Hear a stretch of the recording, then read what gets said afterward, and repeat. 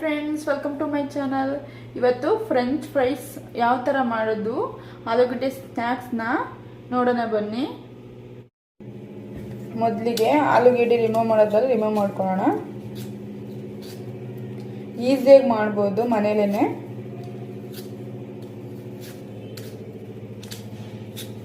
ನಾನು 3 ತೊಗೊಂಡಿದ್ದೀನಿ. ನಿಮಗೆ ಕ್ವಾಂಟಿಟಿ ಎಷ್ಟು ಬೇಕೋ ಅಷ್ಟು ತಗೊಳ್ಳಿ. ನೀಟಾಗಿ ರಿಮೂವ್ ಮಾಡಿ ತೊಳೆದಿಟ್ಕೊಂಡಿದ್ದೀನಿ.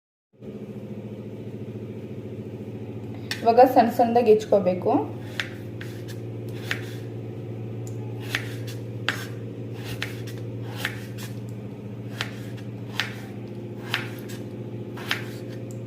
ಉದ್ದುದ್ದಾಗಿ ಹೆಚ್ಕೊಳ್ಳಿ.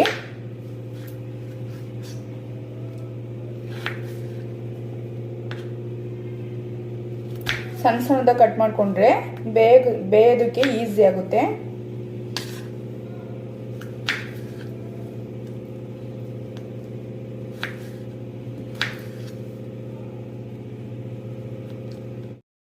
ಚಿಕ್ಕದಾಗಿ ಇಟ್ಕೊಂಡಿದ್ದೀನಿ.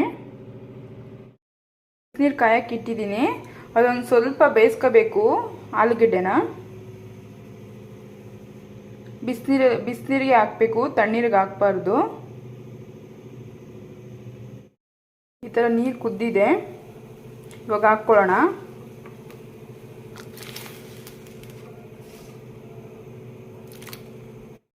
ಜಾಸ್ತಿ ಬೇಯಿಸ್ಕೋಬಾರ್ದು, ಒಂದು 5 ನಿಮಿಷ ಅಷ್ಟೇ ಬೇಯಿಸ್ಕೋಬೇಕು. ಉಪ್ಪು ಹಾಕ್ಕೋಬೇಕು. 5 ನಿಮಿಷ ಆಯಿತು, ಆಫ್ ಮಾಡೋಣ ಸ್ಟವ್. ಇವಾಗ ನೀರು ಚೆಲ್ಬಿಟ್ಟು ಅದನ್ನು ಬಟ್ಟೆ ಒರೆಸ್ಕೋಬೇಕು. ಬಿಸಿನೀರು ಚೆಲ್ಲಿದ್ದೀನಿ. ಇವಾಗ ತಣ್ಣೀರು ಬಿಟ್ಕೋಬೇಕು, ಇಲ್ಲಾಂದ್ರೆ ಅದು ಬೆಂದಂಗೆ ಆಗ್ಬಿಡುತ್ತೆ ಬಿಸಿನೀರೆಲ್ಲ ಬಿಟ್ಟರೆ. ಜರಡಿ ಇದ್ದರೆ ಹಾಕಿ ಅದ್ರೊಳಗಡೆ, ಜರಡಿ ಇಲ್ಲಾಂದ್ರೂ ಹಂಗೆ ಬೊಗಿಸ್ಕೊಳ್ಳಿ. ನೀರು ಚೆನ್ನಾಗಿ ಸೋರಬೇಕು.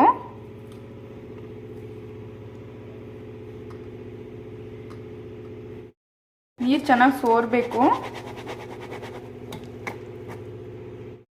ಕಾಯಕ್ಕೆ ಹಾಕ್ತಾ ಇದ್ದೀನಿ.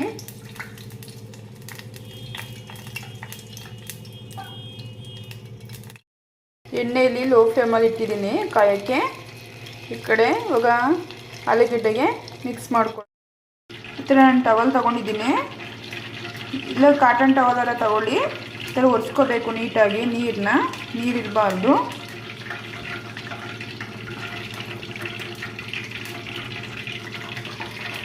ಬೇಯಿಸಿರೋಂಥ ಆಲೂಗಡ್ಡೆನ ಈ ಥರ ಮಾಡ್ಕೋಬೇಕು.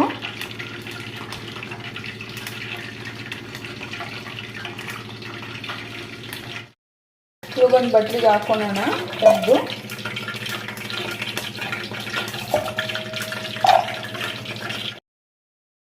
ಈ ಥರ ಡ್ರೈ ಆಗಿರಬೇಕು. ಚೆನ್ನಾಗಿ ಒರೆಸ್ಕೋಬೇಕು. ಎಣ್ಣೆ ಕಾದಿದೆ. ಇವಾಗ ಹಾಕ್ಕೊಳ್ಳೋಣ ಆಲೂಗಡ್ಡೆನ. ನಿಮ್ಗೆ ಎಷ್ಟು ಬೇಕು ಅಷ್ಟು ಹಾಕ್ಕೊಳ್ಳಿ. ಸ್ವಲ್ಪನೇ ಅದು ಚೆನ್ನಾಗಿ ಬೇಯಬೇಕಲ್ಲ. ಒಂದು ಸ್ವಲ್ಪ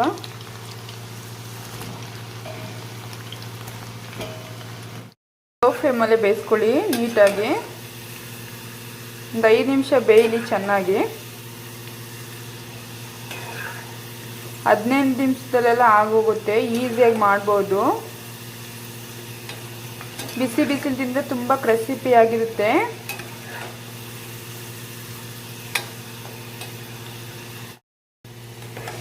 ಈ ಥರ ಒಂದು 5 ನಿಮಿಷ ಕರೆದ್ರೆ ಸಾಕು. ತುಂಬ ಚೆನ್ನಾಗಿರುತ್ತೆ. ಟ್ರೈ ಮಾಡಿ ನೋಡಿ. ಈಸಿಯಾಗಿ ಮಾಡ್ಬೋದು. ಒಂದು 15 ನಿಮಿಷದಲ್ಲೆಲ್ಲ ಮಾಡ್ಬೋದು.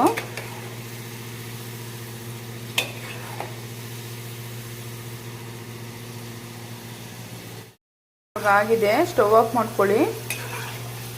ನೋಡಿ ಎಷ್ಟು ಚೆನ್ನಾಗಾಗಿದೆ.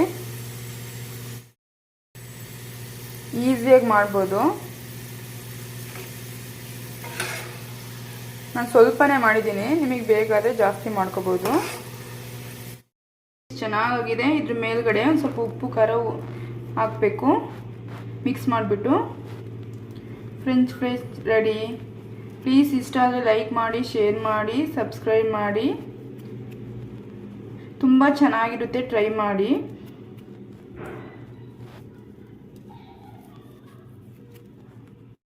ಟೊಮೆಟೊ ಸಾಸ್ ಜೊತೆ ತಿಂದರೆ ತುಂಬ ಚೆನ್ನಾಗಿರುತ್ತೆ. ಟ್ರೈ ಮಾಡಿ ನೋಡಿ.